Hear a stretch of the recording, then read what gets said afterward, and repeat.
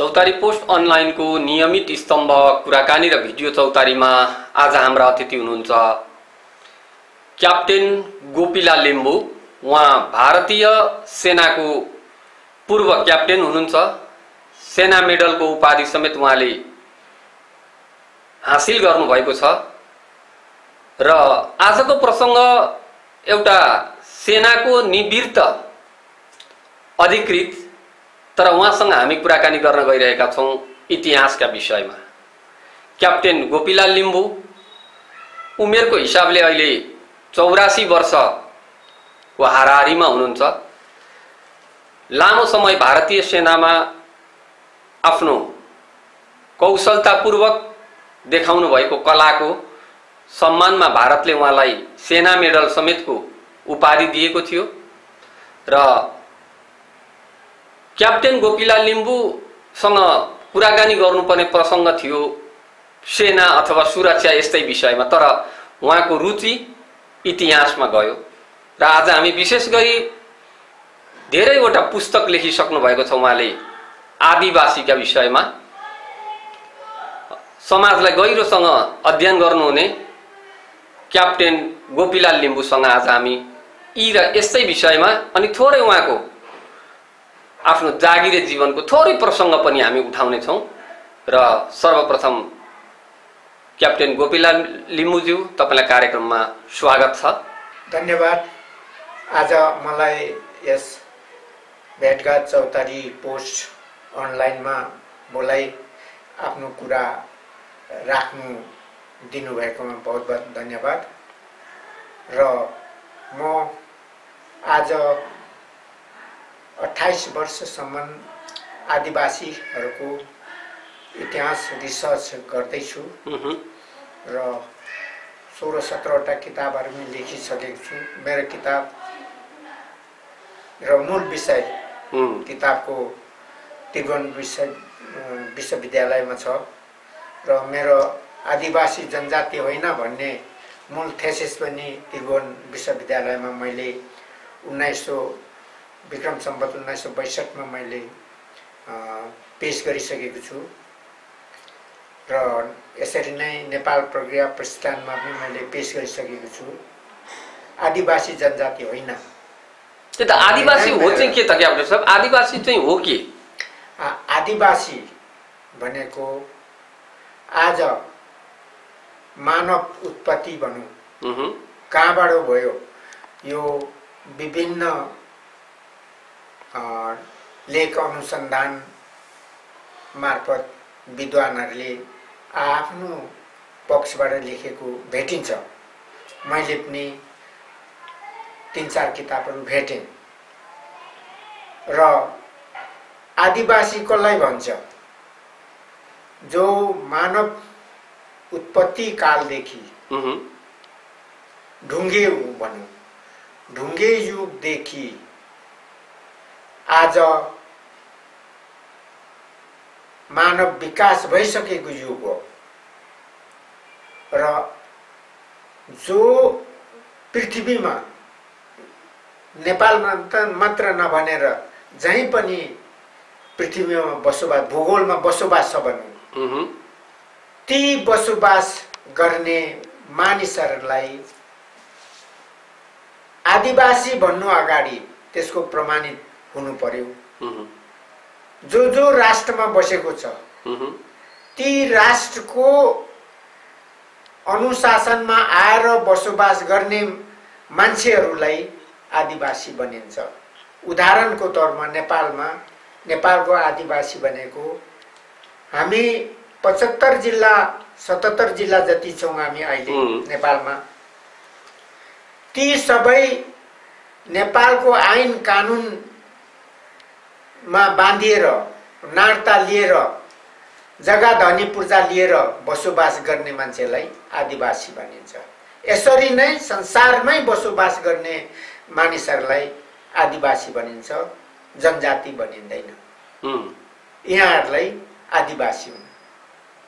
त्यो त आदिवासीलाई त यहाँ परिभाषा गर्दाखेरि त धेरै पुरानो समयदेखि चाहिँ कुनै ठाउँमा बसेको जाति चाहिँ आदिवासी हो भन्ने पनि एउटा तर्क आउँछ नि त, यो होइन र? एकदम ठीक भन्नुभयो। मैले अघि छोटकारीमा भने विश्वमा राज्य शासनको मातहतमा बस्ने जो भी मानव जातिलाई आदिवासी भनिन्छ। जो विश्वको राज्य शासनमा बस्दैन, ऊ आफ्नो इच्छाले धर्म ऐन कानुन बनाएर जङ्गलमा बस्छ, तीहरू मात्र जनजाति हुन्, ती आदिवासी होइन।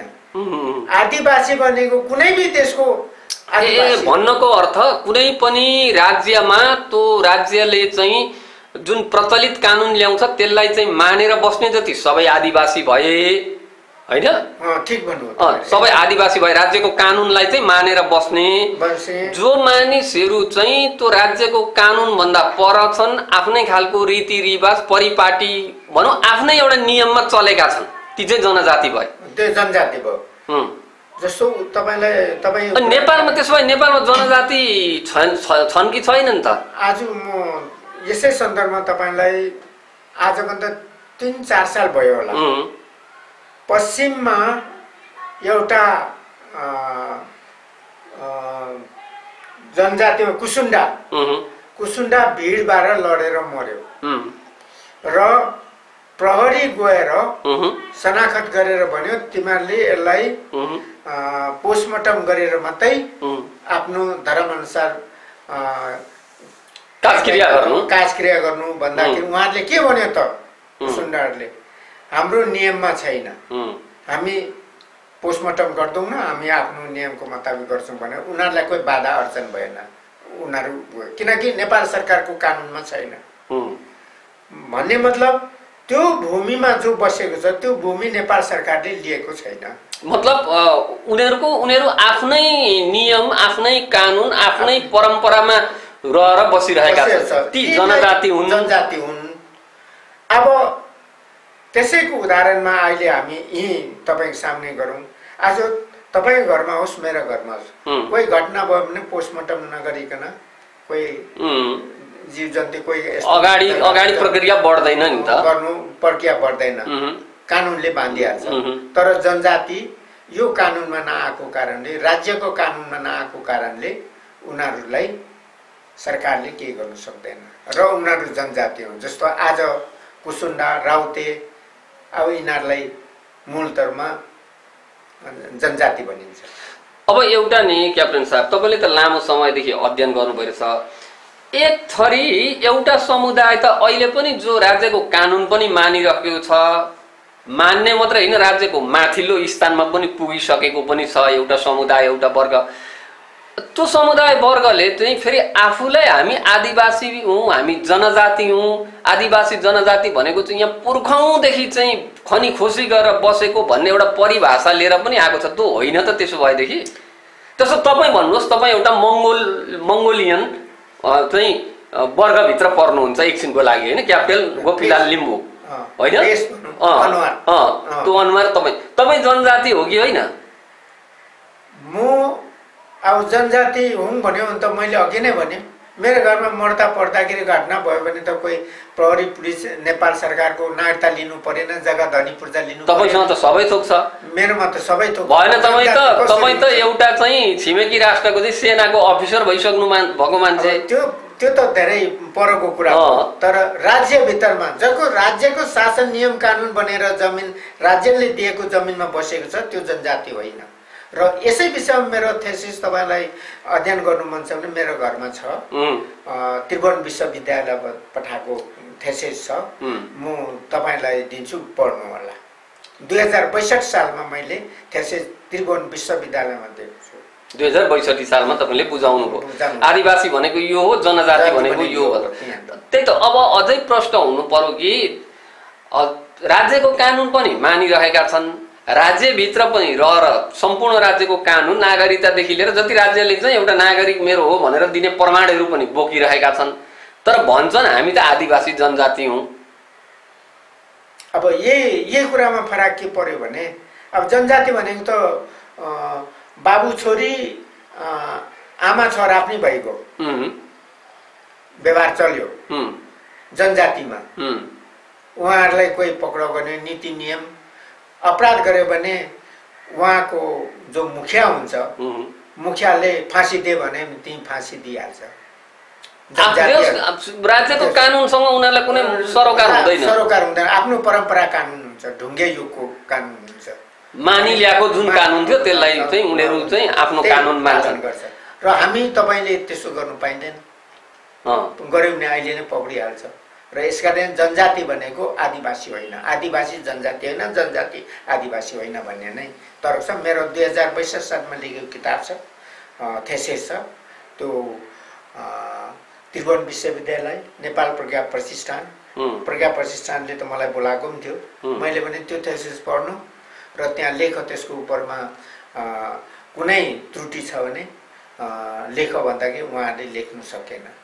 त मलाई साथ दिने आदिवासी जनजातिको इतिहास विषयमा साथ दिने साथीहरू एका छ, डाक्टर सुरेन्द्र केश मेरो साथी हो। उहाँको धेरै मलाई सहयोग छ त्यो किताबमा, उसको फोटो पनि त्यही भित्रमा छ। त्यही त। अब नि तपाईँले लामो अध्ययन गर्नुभयो, धेरै पुस्तक पनि लेख्नुभयो आदिवासीका विषयमा, जनजातिका विषयमा, तपाईँको आफ्नो खालको एउटा परिभाषा पनि छ। नेपालमा चाहिँ जनजाति चाहिँ कति छन् त? अब तपाईँले छन् कि छैनन्? छन् भने कति जतिको सङ्ख्यामा होलान्? को होलान् ती जनजाति भनेका चाहिँ? यहाँ त धेरैले आफूलाई जनजाति भन्छन् नि त। अब कुसुन्डा र राउटे जनजाति हो नेपालमा, अरू होइन। अरू कसरी हुन्छ त? तपाईँ राज्यको शासन नमानिकन बसेको छ भने त्यो तपाईँलाई बस्नै दिँदैन। जमिन राज्यको हुकुमबाट धनी पूर्जा लिएर तपाईँ बसेको छ, राज्यको नागरिकता लिएको छ। कतिपय त आफ्ना पुराना परम्पराहरू त लगभग छोडी पनि सकेको होला, होइन? परम्परा आफ्नो छ। आज नेपालको आदिवासीहरू गुरुङ भयो, लिम्बू भयो, राई भयो, तामाङ भयो, यी आदिवासीहरू हुन्। त यिनीहरूको परम्परा त छ नि त आफ्नो आफ्नो। लिम्बूहरूको आफ्नो त्यो छँदै छ, तर नेपाल सरकारको मूल कानुनमा त छिरेकै छ नि त। त्यसैले उनीहरू जनजाति होइन। जनजाति त्यो भन्नु मिल्दैन। जनजातिमा त बाबु र छोरी सुते भएको नि त। जनजातिले कसले के गर्छ? अघि मैले भने एउटा कुसुन्डा लडाइँ मर्यो, प्रहरीले भन्यो कि उनीहरूलाई यो भिरबार लडाइँ मरेको थियो। आज 2-3 साल भयो त्यो, म पत्रिकामा पढेको।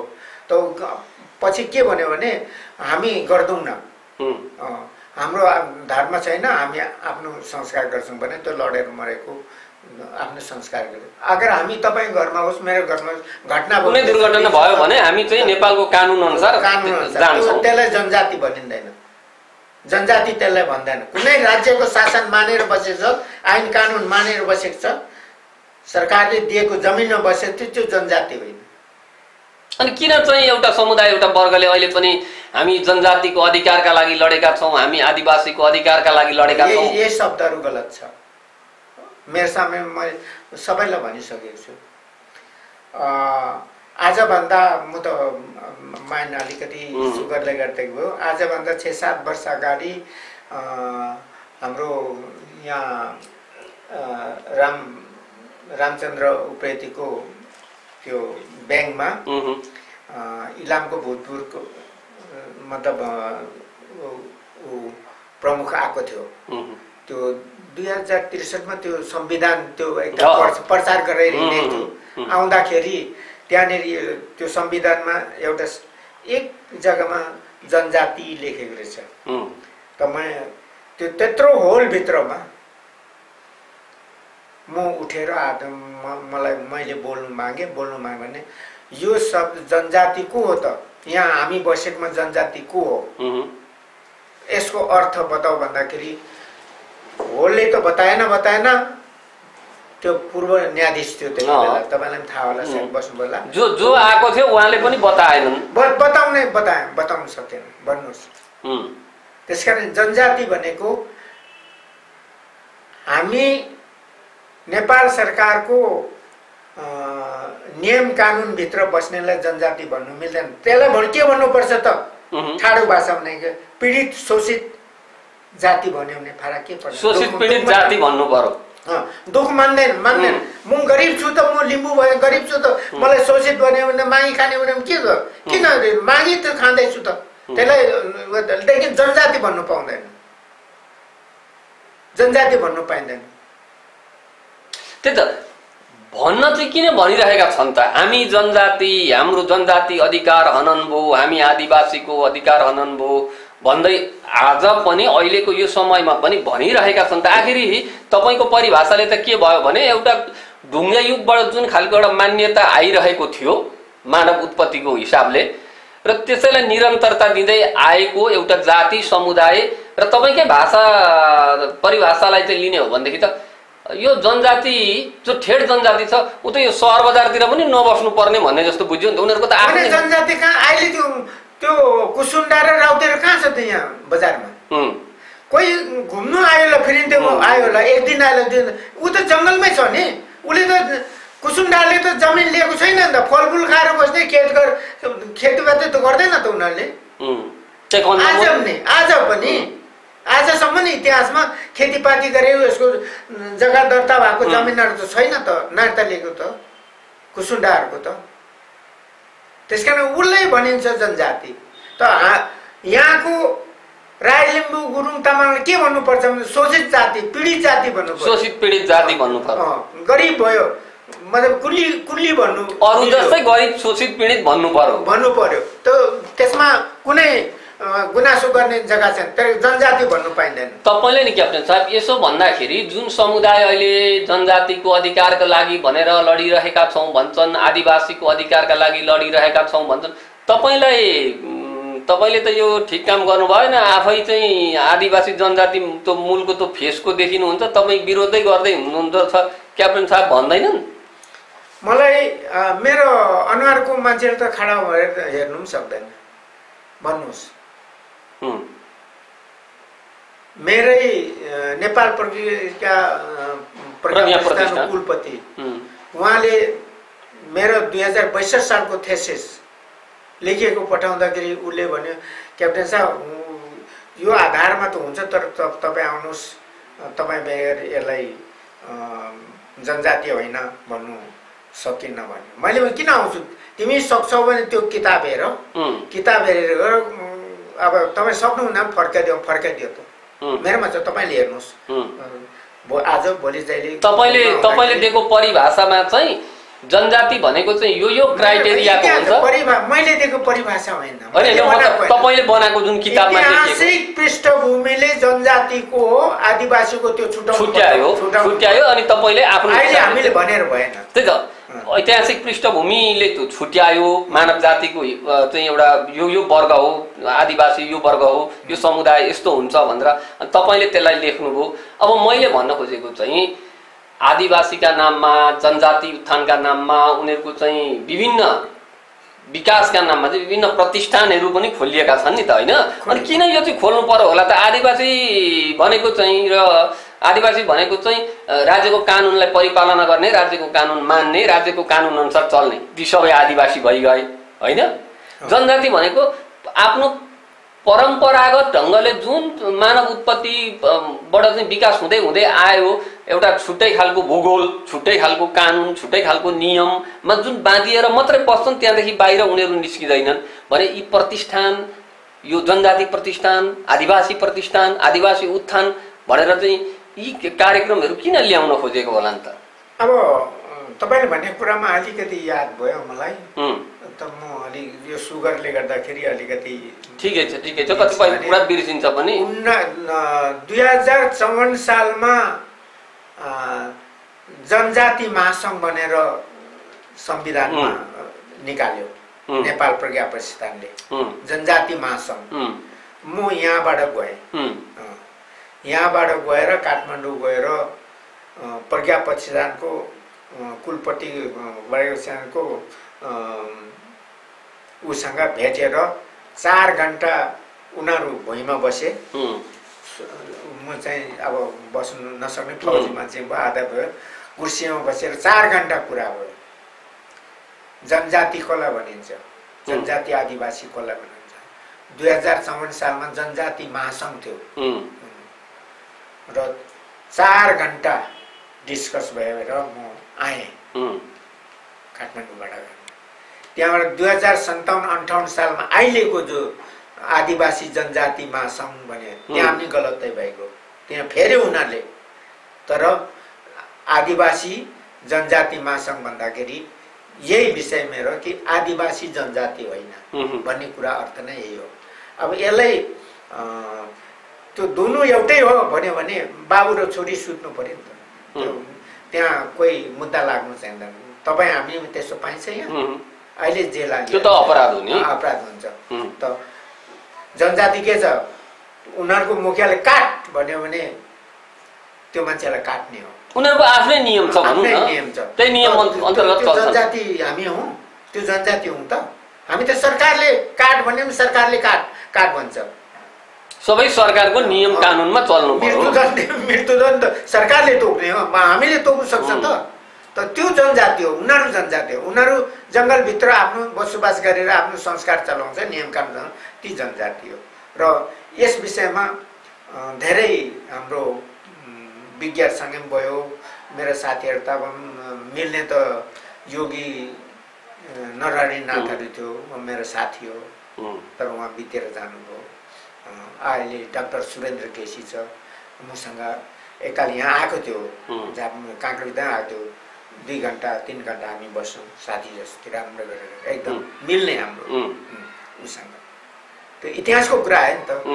अब जनजाति हुँ, अब मेरो अनुहारको मेरो फेसको मान्छेले भन्यो भने अब त्यो जङ्गलमा बसेको मान्छे त होइन, त्यो त राज्यको शासन मानेर बसेको। सहर बजारमा सबै अहिलेको चाहिँ सुख सुविधा चाहिँ उपलब्ध भए जति सबै कुरो चाहिँ लिएर बसेको मानिस मान्छे, त्यसलाई जनजाति भनिँदैन, आदिवासी हो, गलत हो त्यो। बरु मागी खाने, यो लिम्बू त मागी खाने भन्यो भने गरिब हो भनौँ भने, गरिब हो भन्यो भने दुखमन छैन त्यसमा, तर जनजाति भन्नु चाहिँ दुखमन। अब तपाईँले लगाइरहेको यो तपाईँको यो तर्कले के भन्छ भने नेपालमा राउटे र कुसुन्डा मात्रै, कुसुन्डा आजसम्मको मितिमा हेर्दा यिनीहरू चाहिँ राउटे र कुसुन्डा जनजाति हुन्। राउटेको एउटा मैले इन्डियाको एउटा कोही थेसिसमा पढेको थिएँ, राउटेहरू यकिन कहाँबाट आयो भन्नु चाहिँ सकिन्न, रिसर्चमै लेखेको छ त्यहाँ, मैले किताबमा पनि लेखेको छु होला, मेरो किताब अहिले निक्लिँदैछ, त्यो किताबमा लेखेको छु होला। त कुसुन्डा चाहिँ नेपालकै हो, नेपालकै जनजाति। त्यही त अहिले नेपालमा देखिएको तपाईँको उसमा चाहिँ जनजाति भनेर भन्न सकिने चाहिँ राउटे र कुसुन्डा हुन्, अरू होइन। अरू कसरी हुन्छ? तपाईँ कानुन मानेको छ, कसरी जनजाति हो त? जनजाति भनेको त नेपालको कानुनै मानेको होइन, कुनै पनि देशको कुनै पनि राज्यको कानुनसँग अपशब्द गर्नु मिल्छ त? त्यो अघि नै फेरि दोहोऱ्याउँ, इलामको पूर्व न्यायाधीश आएर यहाँ मात्रै एउटा जनजाति भनेको लेखेको एउटा शब्द पाएँ त्यहाँ, त्यो संविधानमा पाउँदाखेरि मैले खडा भएर भन्दाखेरि कोही होल कसैले त्यहाँनिर मुख खोलेन, भन्नुहोस्, जवाब दिएन गोपीलाललाई। भनेपछि त यो के का लागि चाहिँ यो आदिवासी प्रतिष्ठान, जनजाति प्रतिष्ठान भनेर खोल्नु पर्ने के? आदिवासी भने हाम्रो संस्कृति हो, आदिवासी भने यहाँ भन्दाखेरि यहाँको आदिवासी भने यसो मान्छेहरूको तुक सुन्दाखेरि कि आदिवासी भने त हामी आदिवासी भन्छ, मेरो अनुहारको मान्छेले भन्छ होइन। आदिवासी भनेको यो भूमिमा, यो नेपाल राज्यमा जो बसोबास, नेपाल सरकारको कानुनलाई मानेर बसेको मान्छे सब आदिवासी हो। लु भन्नुहोस्, बाहुन छेत्री मात्रै आदिवासी हो, लिम्बू मात्रै आदिवासी हो? राज्यमा बसेको नियम शासन मानेर बसेको छ, त्यो राज्यको कानुन मान्ने सबै आदिवासी, सबै आदिवासी हो। राज्यको कानुन नमान्ने सबै जनजाति हुन्। राज्यको त्यो त सङ्ख्यै हुँदैन, त्यो जनजातिको सङ्ख्या कसरी? ऊ त जङ्गलमा बस्छ, त्यही त। त्यसको जनगणना कसले गर्दिने? जनजाति सङ्ख्या नै थाहा छैन। त्यसको जनगणना कति छ भने तपाईँले भन्नुहोस्, अब मैले पनि भन्नु सक्दैन, हजुरले पनि भन्नु सक्नुहुन्न। त्यही त, अब तिनीहरूको त आफ्नै जनगणना होला, भयो भने पनि आफ्नै कानुन होला, आफ्नै कानुन भने त आफ्नै कानुन। ILO 169 पढ्नुहोस्, ILO 169 त संक्षेपमा लेखेको छ, त्यो अहिले हामी जो बात गऱ्यौँ यति गहिरोमा छैन। ILO 169 ले के भन्छ त? जो नेपाल सरकारको अधीनमा बसेको छ त्यो आदिवासी हो, जो सरकारको नियम कानुनमा तहत छैन त्यो जनजाति हो, उसले आफ्नै कानुन चलाउँछ। हाम्रो दुईटा कानुन भयो हैन, मानवको दुईटा कानुन, एउटा जनजातिको एउटा कानुन, एउटा आदिवासीको एउटा कानुन। अब नि सबै आदिवासी हो क्याप्टेन साहब। अब यो बीचमा फेरि कहिलेकाहीँ के सुनिन्छ भने यो मूलवासी भन्ने पनि आउँछ, यो चाहिँ के हो? अब यसको चाहिँ म व्याख्या गर्न सक्दिनँ, यसलाई कहीँ पक्र्नु जग्गा पनि छैन। मूलवासी भनेको तपाईँको वंशावली चाहियो, कसरी निकाल्छौ त? तर आदिवासी त सबै आदिवासी हो नि त, राज्य कानुन मान्ने जति सबै बसोबास गरेको आदिकालदेखि। आदिवासीमा त आदिकालदेखि बसोबास गर्नेलाई आदिवासी बन्यो, त्यो आयो। तर त्यो आदिकालदेखि बसोबास गर्ने पहिला मूलवासी त थियो नि त त्यसको त्यो मूलवासी थियो नि त, को त्यसको वंशावली चाहिएन? त मूलवासी हामी हौँ भन्दा मिल्यो त? त्यो त लिखित चाहियो। मूलवासी को थियो भन्ने त मूलवासी त पहिले एउटै मान्छे जन्म्यो नि त, संसारमा एउटै मान्छे जन्म्यो। र अब त्यो को थियो त भन्दाखेरि कसले राखेको छ त? आज कोही विद्वानहरूले लेखेको भेटेको छैन त।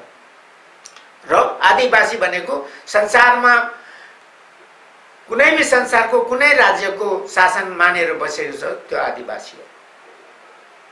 भनेपछि नेपालमा रहेका मेचीदेखि महाकालीसम्म नेपालको संविधानलाई मानेर बसेका जति ती सबै आदिवासी हुन्।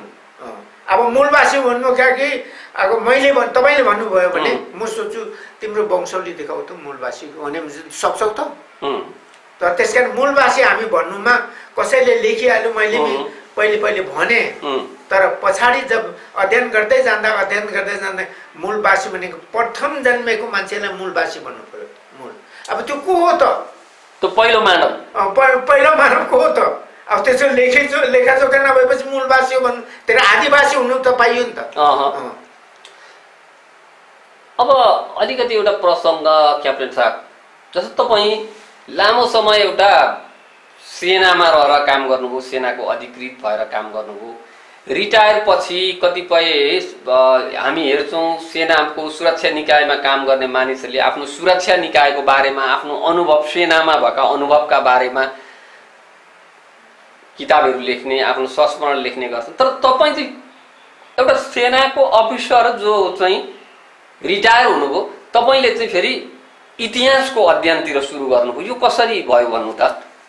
अब तपाईँले भनेको कुरा, अब सेनाको कुराहरू लेख्नु, अब यहाँ म त नेपालको सेना त होइन, आफ्नो अनुभव नि संस्मरण लेख्छ नि त मान्छेले। तर तपाईँले चाहिँ त्यतापट्टि लेख्नु भएन, आफूले सेनाको इतिहास लेख्नु पाइन्छ। एउटा फौजीको अफिसरले चाहिँ इतिहासको अध्ययन गर्न, फौजीको इतिहास लेख्नु पाइँदैन, कानुनले दिँदैन फौजीको। अब यो इतिहास जो इतिहास हो, यो त म पढ्न नहुँदै जारी हुँदै पढ्थेँ मैले किताबहरू। तपाईँको पहिलेदेखिको रुचि रहेछ यो? एकदम रुचि। म किताब यहाँ आएर एम्बासी यो धरानबाट पनि किताब ल्याएँ, इतिहासको किताबहरू। त्यति बेला त मलाई यति आएको थिएन नेपाली। म सानैदेखि दार्जिलिङमा पढ्यो, दार्जिलिङमा पढेर ब्रिटिसको टाइममा म त्यहाँ पढेँ, त्यहीँबाट भर्ती भएर गएको मान्छे। र 54 साल 55 साल उमेर हुँदा मात्रै रिटायर भएर यहाँ आएको। र त्यहाँबाट मैले किताब लाइब्रेरी छ त्यहाँ धरानमा, पेन्सन अफिसको लाइब्रेरी किताब ल्याएर पढेँ, लेखेँ। अन्त तर फौजी विषयमा, फौजीको विषयमा कोही इतिहास लेख्नु पाइँदैन। होइन, मैले भन्न खोजेको चाहिँ के भने, तपाईँ मान्छे चाहिँ काम चाहिँ तपाईँले फौजीको गर्नुभयो लामो समय, तर अध्ययन चाहिँ तपाईँको इतिहासमा कसरी रुचि भयो भन्ने कुराको हो। म पल्टनै हुँदाखेरि रुचि हो इतिहास। त्यो त इतिहासमा पनि फेरि तपाईँ चाहिँ यो एकदमै चाहिँ नै गहन अध्ययन चाहिँ तपाईँले आदिवासीहरूको विषयमा। आदिवासीहरूको त अब तपाईँ बात काटेको हुन्छ। आदिवासीहरू चाहिँ यहाँनिर जनजाति र आदिवासीको विषयमा नाम चल्यो। त्यहाँबाट मैले अघि नै भने 2054 सालमा फेरि म भन्छु, हजुरलाई भन्छु, 2054 सालमा काठमाडौँ गएँ। काठमाडौँ गएर प्रज्ञा प्रतिष्ठानको अध्यक्षसँग 4 घन्टा बसेर हामी बसेकै जस्तो कुराकानी भयो। उहाँले हेर, जनजाति महासङ्घ नलेख्नुहोस्, जनजातिमा जङ्गलमा बसेको छ, तपाईँले काठमाडौँको जनजाति महासङ्घ कसरी लेख्नुभयो र राजधानीमा भनेपछि 2058 सालमा यो फेर्यो। त्यो मान्छे मरेको छैन, कहिले भेट्यो भने तपाईँले खोज्नु जानु भने लु क्याप्टेन गोपीलालले तपाईँलाई यो भनेको थियो कि थिएन भनेर तपाईँले सोध्यो भने उसले भन्छ। र जङ्गलमा बस्छन्, एउटा भूगोल छुट्टै हुन्छ, उनीहरूको परम्परा छुट्टै हुन्छ, उनीहरू सहरदेखि बजारदेखि टाढा हुन्छन्, उनीहरूको कानुनै छुट्टै हुन्छ। जनजाति महासङ्घ भनेर चाहिँ काठमाडौँ अफिस चाहिँ कसरी राख्ने होला त फेरि भन्दाखेरि उहाँहरूले त्यति बेला केही भनेन मलाई। तर 54 सालको त 58 सालमा आदिवासी जनजाति महासङ्घ भने फेरि जनजाति जोडिहाल्यो।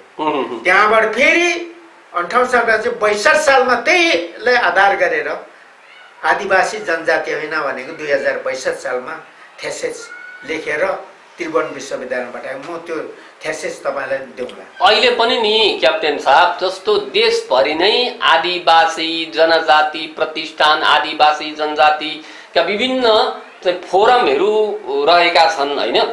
तपाईँ एउटा लामो अध्ययन गर्ने एउटा अध्येता भएकोले जस्तै त्यो आदिवासी प्रतिष्ठान, जनजाति प्रतिष्ठान धेरै छन् जसले सञ्चालन गर्दै हुनुहुन्छ, जो आफूलाई आदिवासीको र जनजातिको नेता पनि हुँ भन्नुहुन्छ, उहाँहरूलाई के भन्नुहुन्छ? मेरो सामनेमा आउनै हुँदैन, उहाँहरूले मलाई बोलाउन सक्दैन। मान्नुहोस् तपाईँ, हाम्रो यही पार्टीमा काङ्क्रिबिरामा कतिजना छ, त उहाँहरूले ठाडो गरेर मलाई हेरेर, किन उहाँ र मेरो शब्द मिल्दैन, इतिहास मिल्दैन। आदिवासी भन्दाखेरि त्यो शब्द मिल्यो, जनजाति थपेपछि त्यो शब्दै मिलेन। आदिवासीमा जनजाति थप्न मिलेन, तथा भन्नु पर्यो। थप्यो भने आदिवासी तथा जनजाति भन्नु पर्यो। त्यही त तपाईँकै कुरो लिँदा नि क्याप्टेन साहब, एउटा चाहिँ गजबको कुरो के छ भने जनजातिको एउटा आफ्नै परिभाषा छ, आदिवासीको एउटा आफ्नै परिभाषा छ। तर आज पनि नेपालमा म जनजातिको नेता हुँ भन्नुहुन्छ कतिपय। सहर बजारमै बस्नुहुन्छ, सहरका बजारका सबै सुविधाहरू पनि अहिलेका चाहिँ यो नयाँ युगले ल्याएका सुविधाहरू पनि उपभोग पनि गर्नुहुन्छ, उपयोग पनि गर्नुहुन्छ। सहर बजारमै बस्नुहुन्छ, एउटा आम मान्छेहरूले जे प्रयोगमा ल्याउँछन् आफ्नो सहजका लागि ती सबै गर्नुहुन्छ, भन्नुहुन्छ फेरि हामी जनजातिका नेता हौँ।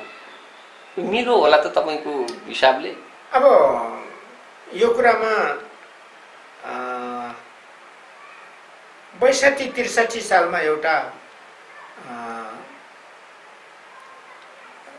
जनजाति महासङ्घको एउटा के साकिया मसँग आएको थियो काठमाडौँबाट गौहटी जानुको लागि। उनीहरूको यो आदिवासी जनजाति महासङ्घको ठुलो भेला गौहटीमा थियो। त्यो मेरो किताबहरू पत्रिकाहरू पढेपछि कसरी तिनीहरूले थाहा भयो त्यो साकिया अहिले पनि छ। गौहटी जाँदाखेरि लो तपाईँ पनि जानु पर्यो, म तपाईँलाई आउने जाने भाडाको सुविधा म सबै गर्छु। हाम्रो आदिवासी जनजाति महासङ्घको ठुलो भेला गौहटीमा छ, जाउँ भन्यो। मैले भने म जान्न तपाईँसँग। तपाईँ अब साक्या भनेपछि आदिवासी भयो, अब जनजाति भनेपछि तपाईँ जङ्गलमा बस्नुहुन्छ त कसरी तपाईँसँग म हेर्ने? अब कुरै मिलेन, तपाईँ महासङ्घसँगै कुरै मिलेन। महासङ्घले त छुट्याउनु पर्छ, जनजाति यो हो आदिवासी हो त भन्नुपर्छ नि त छुटेन त। जनजाति आदिवासी भनेपछि म जान्न भनेपछि त्यो साक्या गयो। र त्यस कारणले सिधा अध्ययन नगर्नेले भन्यो भने त अर्कै कुरा हो। तर अब नेताहरूले पनि अब त्यसो कहिले भनेको सुनियो, तपाईँले जो अहिले भन्नु त्यसरी भनेको मैले पनि सुनेको छु। तर यो वास्तविक गल्ती हो, यसलाई म गल्ती नै भन्छु। त्यही त हाम्रै सञ्चार माध्यम, यही सञ्चार माध्यमबाट पनि अब हामी कुराकानीको अन्त्यतिर पनि आएका छौँ। जसले आफूलाई जनजातिको नेता भन्नुहुन्छ, आदिवासीको नेता हुँ भन्नुहुन्छ, एउटा फरक समुदाय नै छ हाम्रो आदिवासी जनजाति भन्नुहुन्छ क्या उहाँहरूको व्याख्या चाहिँ। उहाँहरूलाई तपाईँ के भन्नुहुन्छ? ठिक छ, तपाईँसँग आएर उहाँहरू कुरा गर्न रुचाउनुहुन्न या त तपाईँको परिभाषासँग उहाँहरू असहमत हुन सक्नु होला।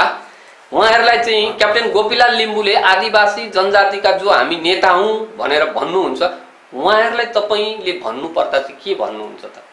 म त भन्नुपर्छ सबैभन्दा पहिले आदिवासी को हुन्, जनजाति को हुन्, यो इतिहास पढ्नु पर्यो। इतिहास नपढिकन जसले अब कसैले भनेको सुनेर त्यसलाई प्रयोगमा ल्याउनु सम्भव ठान्दिनँ, असम्भव ठान्छु। आदिवासीको शब्द र जनजातिको शब्द अत्यन्तै फरक छ र यसलाई मेरो आज मेरो सामनेमा त्यसरी धेरै कम मान्छे मसँग आउँछ। जनजाति हुँ भनेर आउने मान्छे धेरै कम छ। र मैले भने अघि भने पूर्व न्यायाधीश इलामको त्यो यहाँ उसमा आएको थियो, त्यति बेला जनजातिले त्यो संविधान लेख्ने बेलामा चाहिँ एउटा होइन, त्यो भित्र संविधानभित्र जनजाति भन्ने एउटा शब्द छ। 2063 सालको है, तपाईँसँग छ भने हेर्नुहोस्, अहिले त्यहाँनिर भेट्छ। मैले ठक्क उठेर यो भनेको थिएँ, यो जनजातिको अर्थसँग बताइदिनु पर्यो कसरी आदिवासी नियम कानुनमा, राष्ट्रको कानुनमा जनजाति आयो। यो त जङ्गलमा बस्ने हो भन्दाखेरि कोही त्यहाँ अब होलले त भने नै भने, सायद तपाईँमा थियो कि थिएन, ईश्वर जानुहोस्। र त्यो न्यायाधीश, पूर्व न्यायाधीशले पनि भन्नु सकेन, भन्नुहोस् त। त्यस कारणले आदिवासी भनेको सबै संसारमा भौगोलिक हिसाबले आफ्नो राज्यको कानुनभित्र बस्ने बसे आदिवासी हुन्। त्यो भूगोल रहे पनि, त्यो स्थानको भूगोल रहे पनि जङ्गली पाटमा बसेको छ, राज्यको कानुन मान्दैन, आफ्नै कानुनमा बस्छ, ती जनजाति। तिनीहरूको आफ्नै परिवेश छ, आफ्नै मान्यता छन्, आफ्नै कानुन छ, ती मात्रै जनजाति हुन्। ती जनजाति हुन्, अरू होइन। हुन्छ क्याप्टेन साहब, तपाईँको महत्त्वपूर्ण समय दिनुभएकोमा तपाईँलाई चौतारी पोस्ट अनलाइनको तर्फबाट धेरै धेरै धन्यवाद छ।